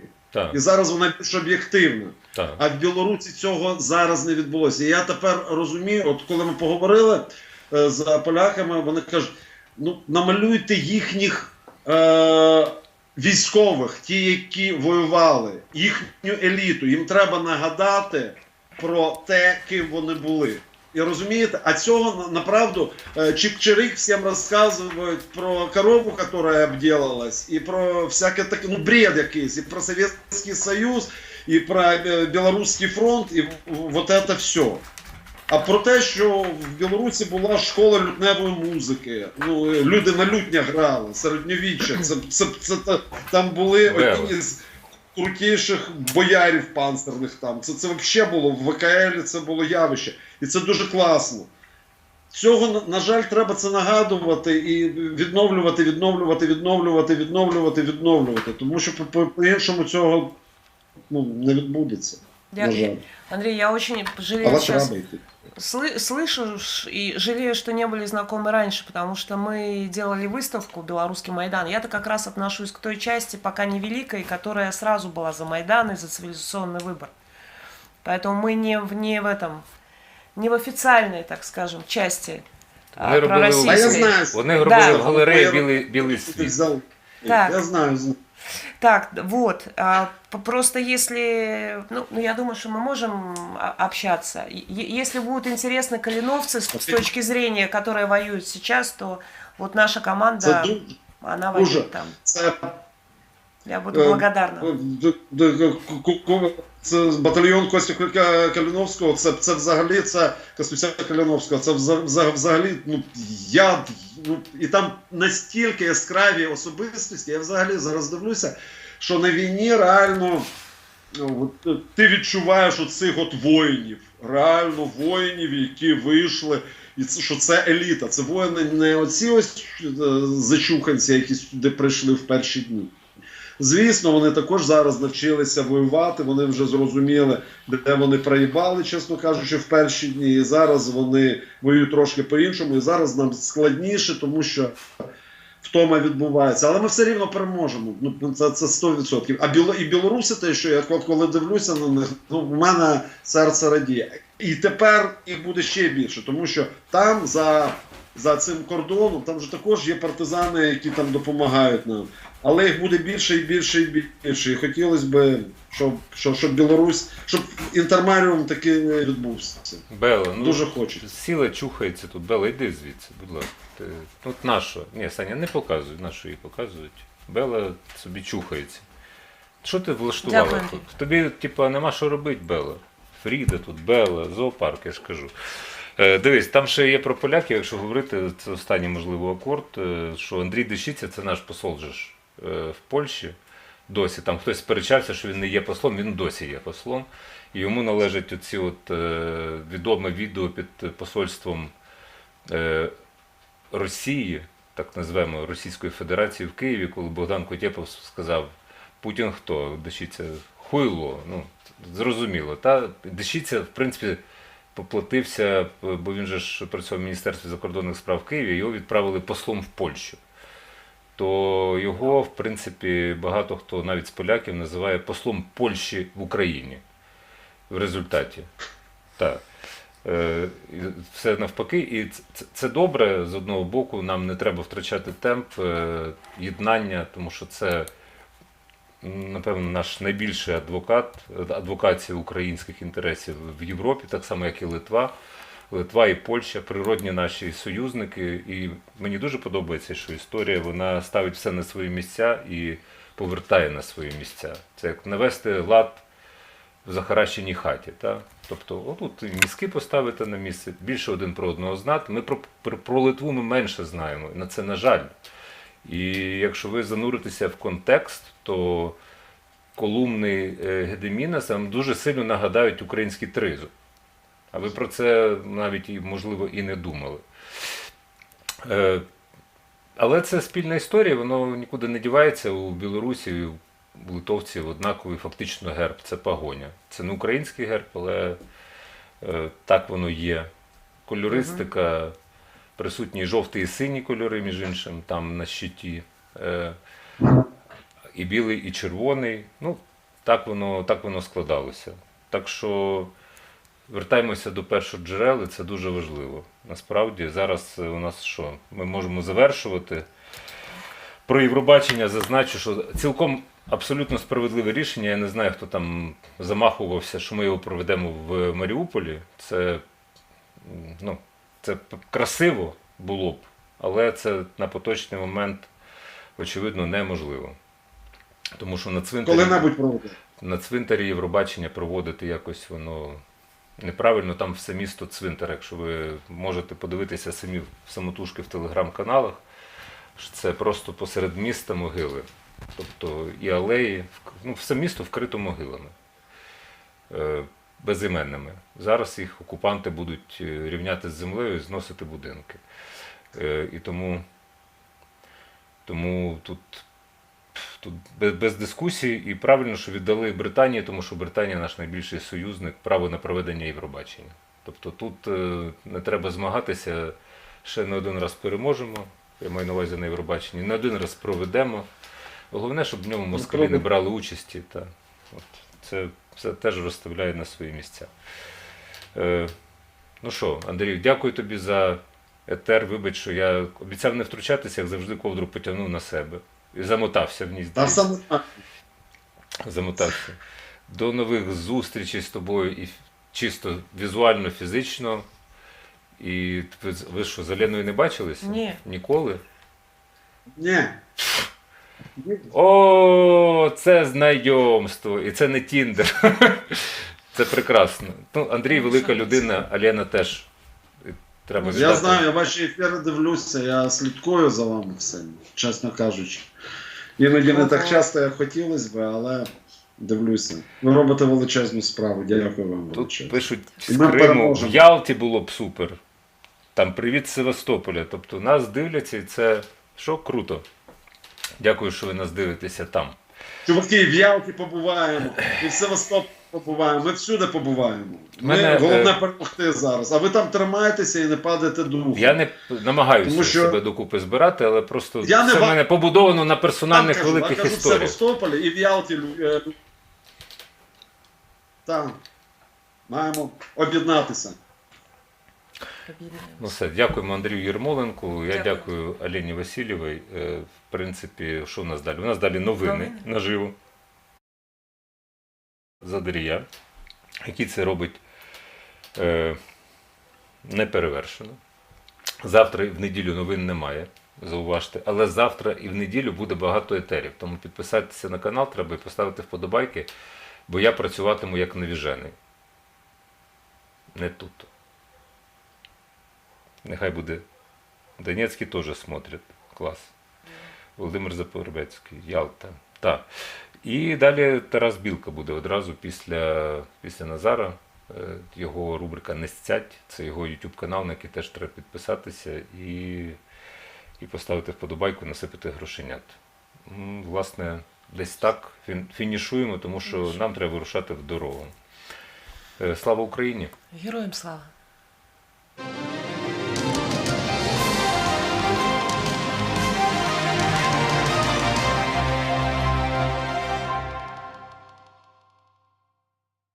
Жизнь за время его правления 22 года стала лучше? Конечно, абсолютно. А что улучшилось? Жизнь стала лучше. В общем плане, я только за, но только не против. У вас не будет немножко мелочи, копеечек покушать купить? Путін хуйло, Росія дно, слава Україні, в етері новини. До речі, сьогодні там Путін якийсь економічний форум влаштував, і ось що він говорив про розвиток своєї недокраїни. Дивимось. И сегодня хотел бы остановиться на ключевых принципах, на основе которых будет развиваться наша страна, наша экономика. Первый.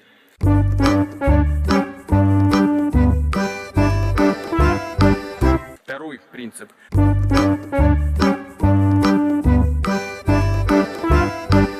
Третий принцип нашего долгосрочного развития – это… Вони реально перейшов на пенсію, викрали.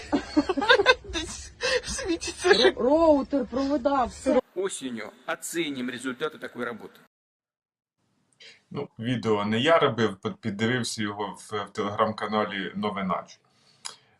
Окупанти повідомляють ще тим часом, що Тульська область готова відбудовувати лівобережний район Маріуполя. Бляха, ви подивились на свою Тульську область, будь по порядочку в світлини, так, показуй, Сань. Але чи готова Росія щось зробити з бідністю, руїнами та бараками у самій Тульській області? На фото нетрі в самому центрі Тули, повідомляє прес-служба Маріупольської міської ради. Коментарів в мене немає просто. От ви самі все бачите, всі розуміють, що таке за перебіг.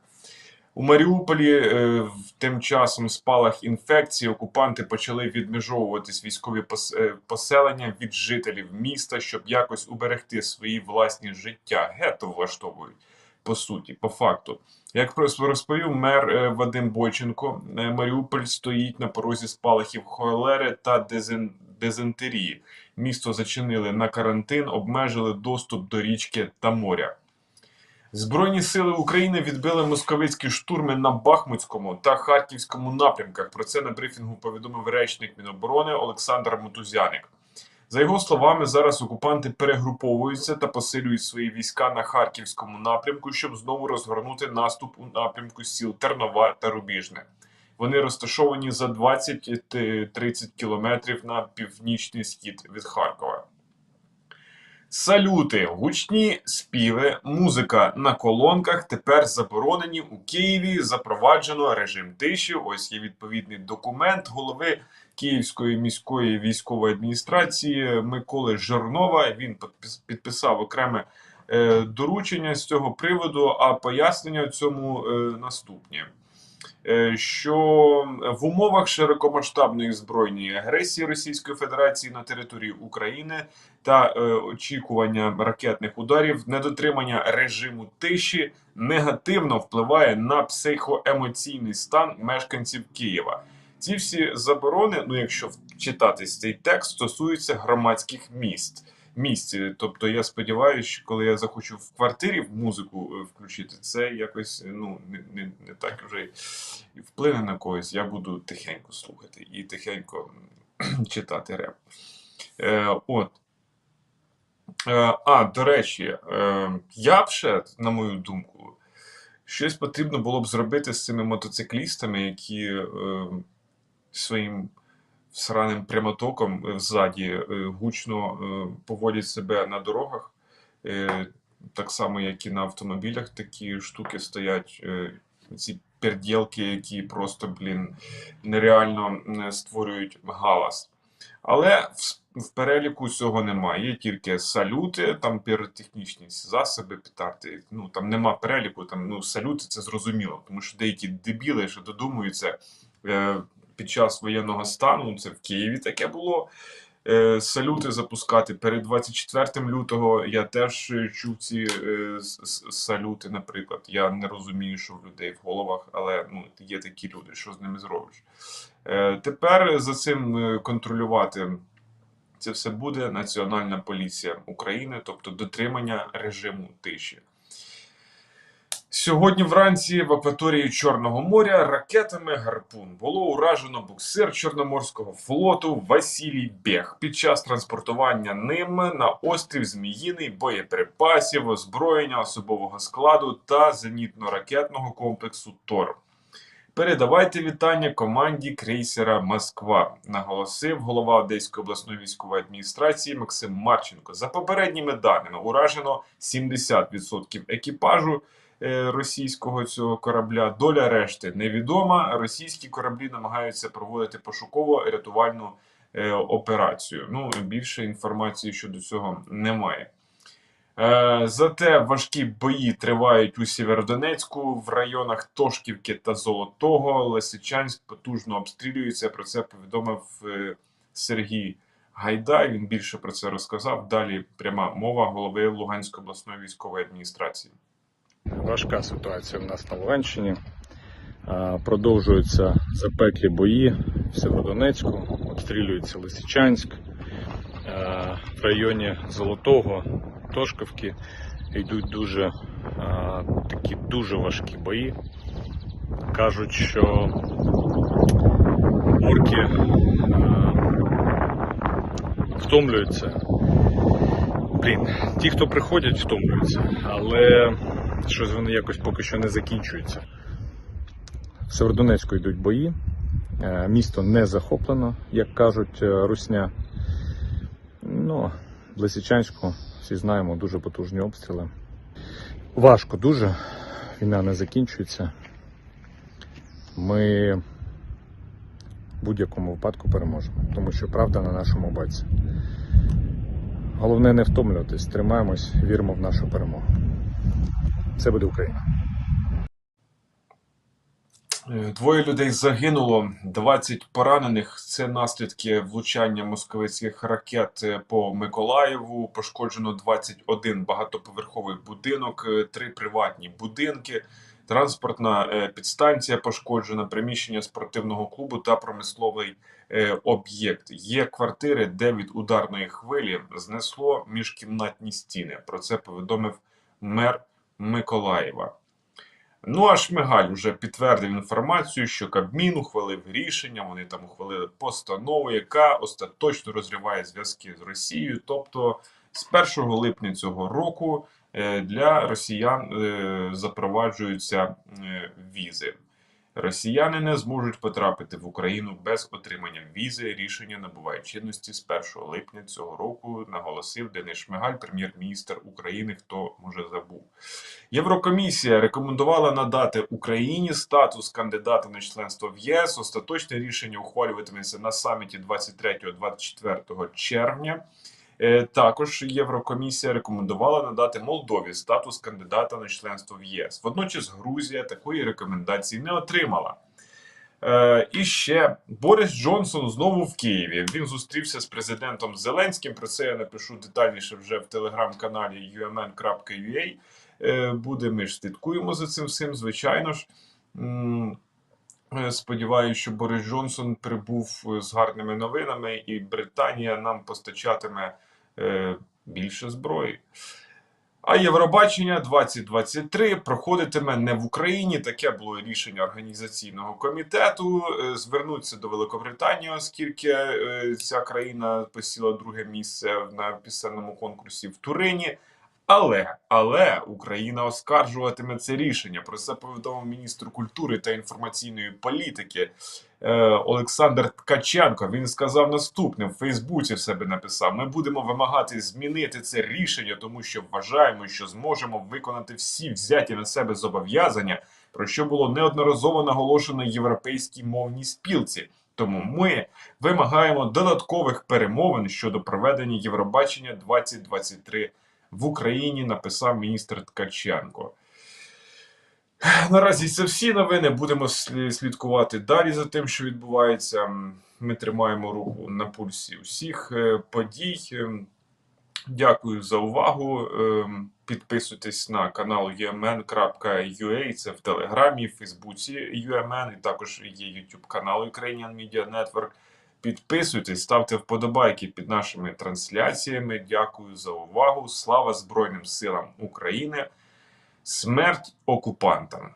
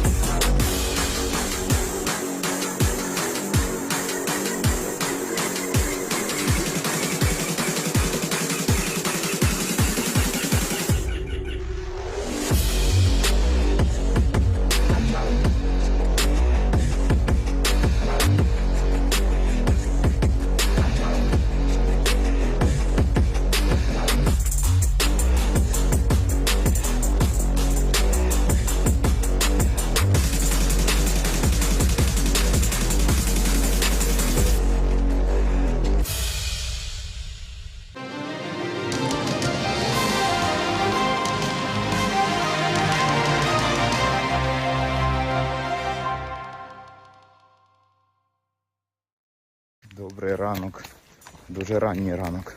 Як завжди, ми з України, Запорізька область, ми з цим стоїмо їбашем. Ранковий розбір психоемоційних станів в умовах майже відсутності інтернету і зв'язку. Погнали!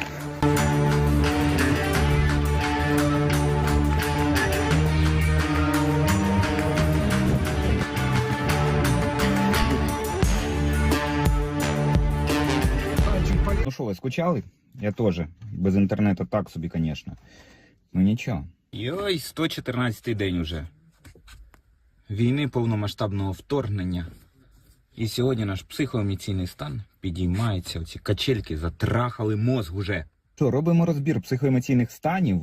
Новин багато, було багато дуже тригерів. Більше, ніж завжди, певний час пішов на те, щоб це все аналізувати, впорядкувати, але мені подобається. Психоемоційний стан у нас піднімається вгору на одну позначку, насправді, ну, можливо, навіть на дві. Але загалом, в принципі, судячи по тригерам, і судячи по реакціях і по людях, з якими я спілкувався, на одну позначку особливо класно підіймається психовійськовий. Давайте по порядку.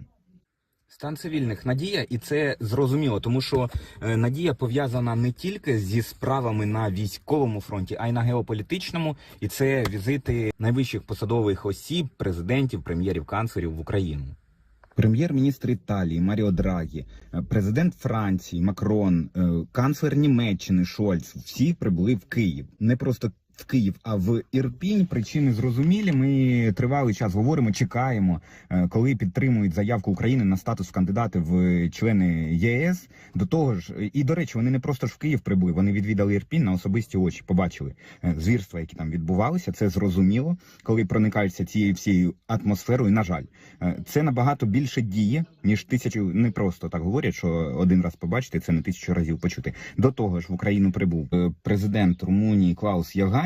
Це все дуже важливо, тому що з офіційних джерел ми знаємо тільки частину того, що відбувається, а більшість важливих рішень ухвалюється за зачиненими дверима. До того ж, в Україну прибув президент Румунії Клаус Йоганніс. Це все дуже важливо, тому що з офіційних джерел ми знаємо тільки частину того, що відбувається, а більшість важливих рішень ухвалюється за зачиненими дверима. І, до речі, як тільки вони там обговорили одні новини, слідом в новинах ви, напевно, прочитали, що Франція передасть Україні ще 6 установок «Цезар».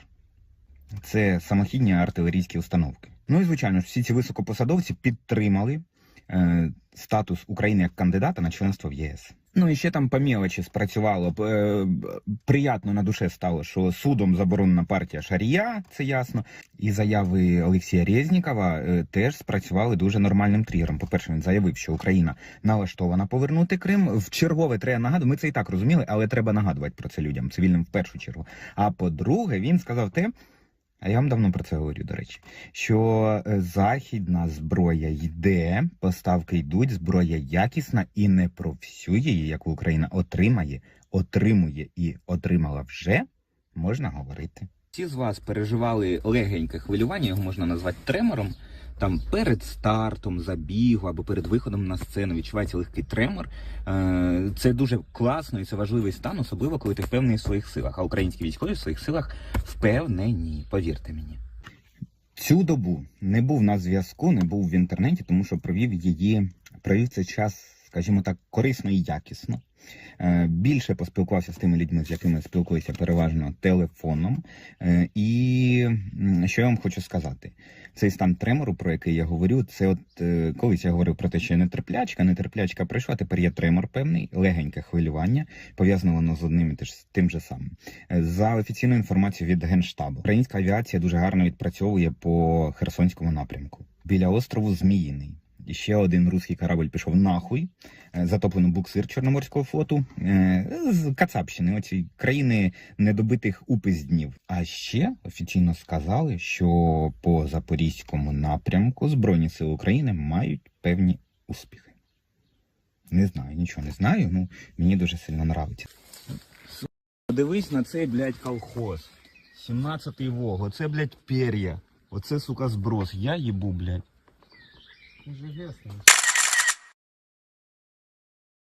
Коротше, люди, і сказати я вам можу одне. Що робить не з цим, стоїм їбашим, як завжди, невпинно, роботи багато, всю переробимо.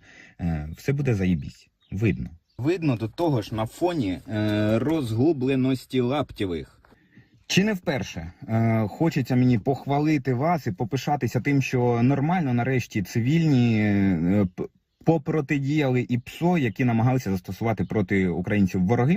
Аналізувати зараз я не хочу ці інформаційно-психологічні операції, інформаційні акції, але обов'язково зробимо п'ятничний стрім, поспілкуємося там, і до того часу я думаю, що кілька прикладів цього всього я розберу. Вони розгублені, тому що до ІПСО уже не настільки вразливі українці, і якісь речі сприймаємо із гумором попри війну. А війна – це втрати, війна – це смерть, а ми, українці, цінуємо життя один одного.